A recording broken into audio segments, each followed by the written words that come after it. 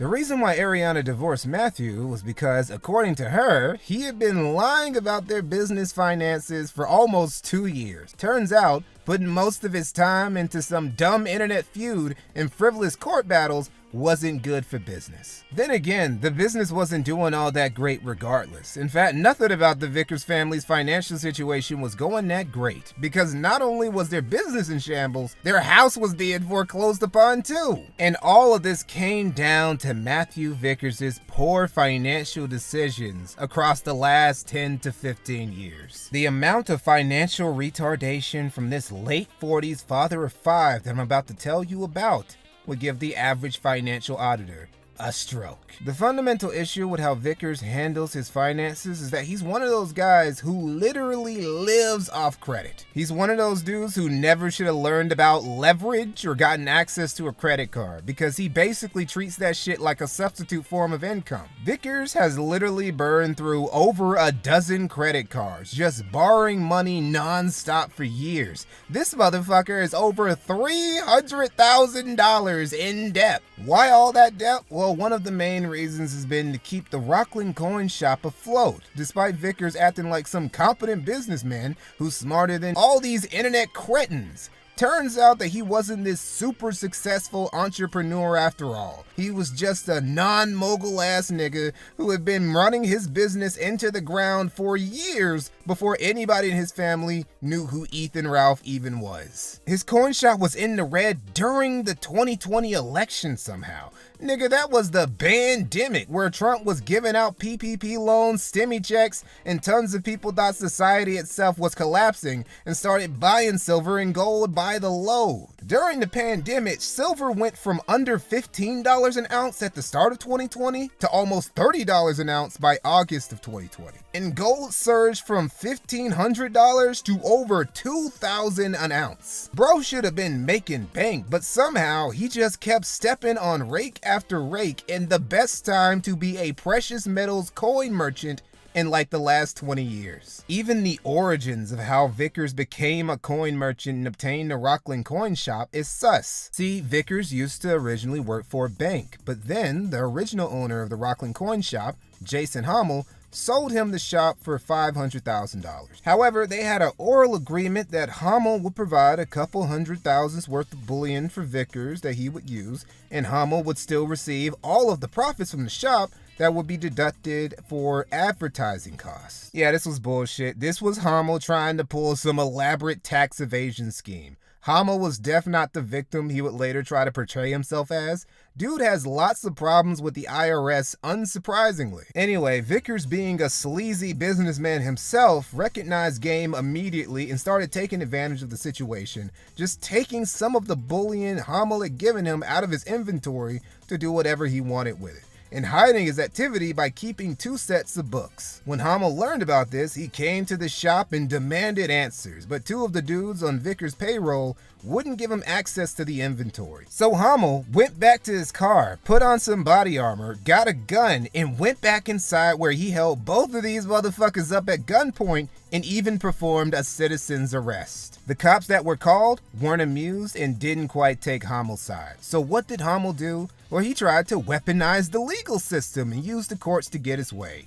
Man, don't that sound familiar. The judge was even less amused than the cops were, and the case went nowhere. This is the origin story behind how Matthew Vickers came in possession of the Rockland coin shop, and he legit didn't reflect on a goddamn thing from Hummel. In fact, Vickers would adopt a lot of Hummel's bad habits, and I don't just mean trying to weaponize the legal system thing. Just like Hummel, Vickers would also try to run game on the IRS and would fail to pay his taxes. See, trying to run game on banks and credit card companies is one thing, but thinking you can out-fleece Uncle Sam?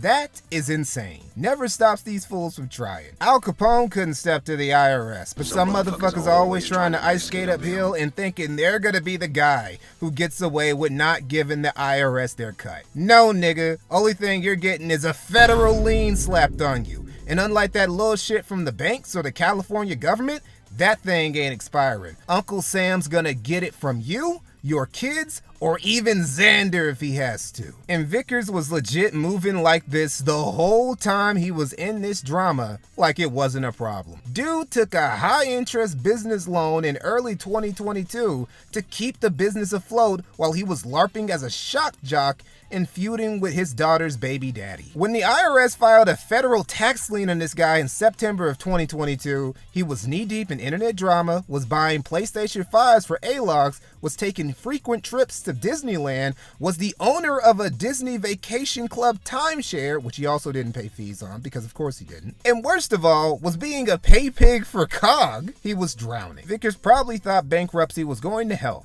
It didn't, because all his attempts to file for bankruptcy were rejected. Big Brain Vickers made another fatal error by not paying his HOA fees for years. Yeah, Vickers signed onto an agreement with a homeowners association in order to move into his home in his gated neighborhood. And for whatever fucking reason, he just stopped paying the fees around 2013. I guess he just assumed he could get away with that. Unfortunately, it came to bite him in the ass, because when he tried to file for Chapter 13 bankruptcy for the third time in 2018, because he tried doing it once in 2013 and again in 2017, this final bankruptcy filing attempt got cucked by Vickers' HOA filing a formal objection because Vickers owed them $30,000 in fees he hadn't even attempted to pay in almost half a decade. So before Ethan Ralph had ever fucked his daughter, Vickers had already fucked himself and the rest of his family by drowning them in debt, just sinking into the Mariana Trench with no escape in sight. Man, I would love to have a college fund. Too bad I can't get one because Dad destroyed the family business